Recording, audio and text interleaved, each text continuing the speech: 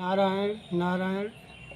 जैसा कि आज हम सभी बापूजी के शिष्यों के साथ बहुत बड़ा षड्यंत्र और बहुत बड़ा धोखा हुआ है, इसका खुलासा आज मुझे बहुत कष्ट है। हम लोग भले गृहस्थ में हैं, लेकिन प्रति क्षण प्रतिपल हम अपने गुरुदेव के लिए तड़प रहे हैं। और हमारे साथ जो धोखा हुआ है, आज मैंने जो है मेन मैनेजमेंट समझ लीजिए, मैंने बात किया तो उससे जो तथ्यों सही जो समय मतलब जो निकल कर आया है, उसमें हमको लग रहा है कि अब हमारे लिए रास्ता एक ही बचता है। उसको भी मैं अभी बताऊंगा।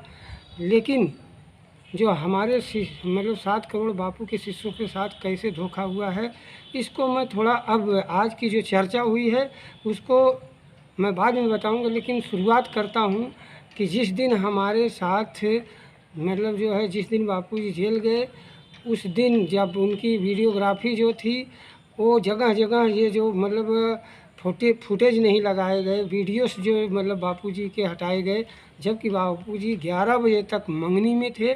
इससे लीगल टीम पर अंगुली उठना लाजमी हो जाता है। और वर्तमान में जो लोग हैं वो लोग बेचारे अभी आए हैं, ये हमको पता चल रहा है। लेकिन शुरुआती से केस को ख़राब कर दिया गया, और केस को ख़राब ही नहीं कर दिया गया, इतना जटिल हो गया है हमारा केस कि अब हम न्यायपालिका या सरकार किसी भी तह पे जाके अब हमको, क्योंकि हमारा केस बिगड़ चुका है।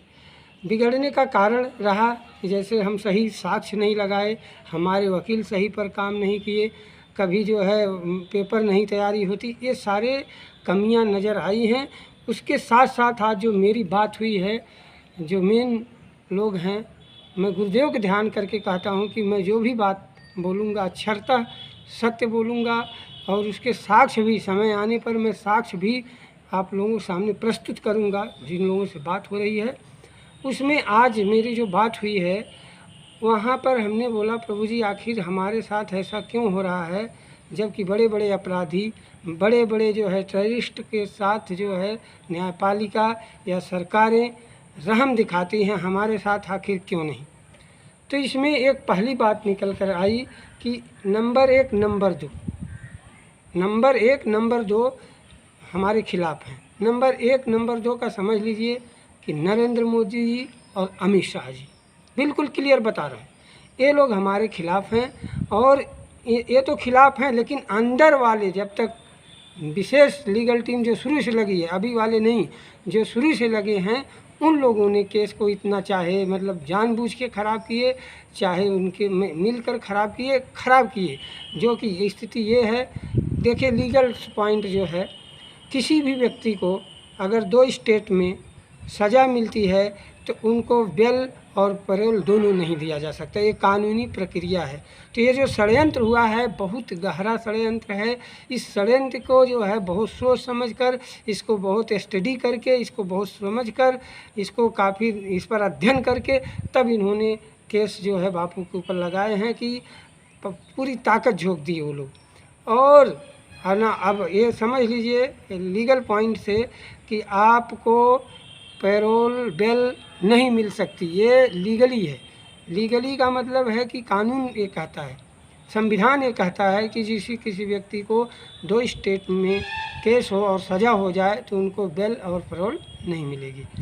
फिर बापू के लिए कानून भी ये सरकार बनाई। ये सरकार, गुजरात सरकार कहती है कि मेरी प्रबल इच्छा से बापूजी अंदर हैं, और ये सरकार तो बिल्कुल पीछे पड़ी। लेकिन अंदर वाले भी क्या कम हैं, उन्होंने क्या किया कि आज बापूजी को होना तो ये चाहिए कि जो चाहे कोई सरकार हो, कोई हो, जो हमारे गुरु को द्रोही हो, हम उसका सपोर्ट, चाहे हिंदुत्व की बात करें, चाहे पूरे विश्व की बात करें। जब हमारे बापू से बड़ा हिंदुत्व कौन हो सकता है, बापू से ज़्यादा हिंदू सनातन की रक्षा कौन कर सकता है? कोई कर सकता है तो आप बताइए। भारत की नहीं, विश्व की सबसे बड़ी संस्था आज हिंदुत्व को जो कहती है, ये भी एक पार्ट है उनका धोखे में रखना साधकों का। ये मेन मैनेजमेंट सभी नहीं, ये 40 जो गद्दार हैं, ये जो मतलब जो भी फंडामेंटल निकालते हैं, जैसे कि आश्रम, कोई हरिशंकर भाई अच्छा काम कर रहे हैं उनको बदनाम करो, महेश काटरा अच्छा काम कर रहे हैं उनको बदनाम करो, सनातन संस्कृति रक्षा दल अच्छा काम कर रही, बदनाम करो। चलो बापूजी के लिए जैसे तैसे करके अमृतानंद जो बापू के लिए बोल रहे थे, आप उनको भी बदनाम किए। वहाँ 40-40 गाड़ियाँ आप खड़ा कर दिए।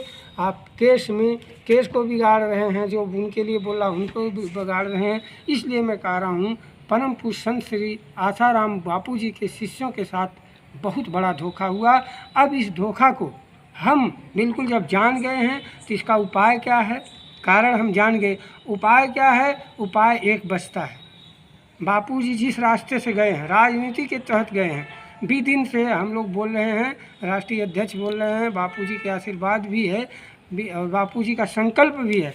उस दिन से हम लोग बोल रहे हैं कि जिस रास्ते से बापू गए हैं उसी रास्ते से आएंगे। आप कोई भी उपाय कर लीजिए, क्योंकि सरकार, मीडिया, न्यायपालिका सब सरकार के इशारे पर चलती है। सिद्ध हो चुका है कि 2 लोग नहीं आने दे रहे हैं, तो वो 2 के साथ बिना अंदर के मिले हुए लोग, चाहे लोभवश मिले, अब चाहे वो चाह भी लें, अब हमारा मैनेजमेंट लीगल टीम चाह ले कि हम बापूजी को ला लें, तो भी वो अब चाह कर भी नहीं ला सकती।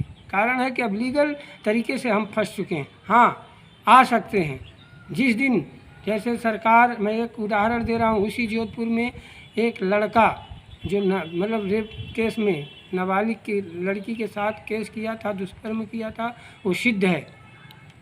और उस जो है उसको परीक्षा और बच्चा पैदा करने के लिए उसको यहाँ की सरकार लेटर लिखकर बेल देती है। बच्चा पैदा करने के लिए, सोचिए, उसको बच्चा पैदा करने के लिए सरकार लेटर, यही सरकार, वर्तमान सरकार लेटर भेजती है जोधपुर जेल को कि इसको छोड़ा जाए, इसको उसने बच्चे पैदा करना है।